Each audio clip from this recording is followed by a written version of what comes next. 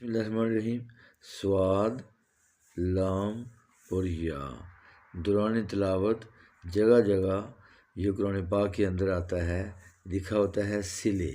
इसको कैसे पढ़ना है? सिले। इसका मतलब क्या होता है?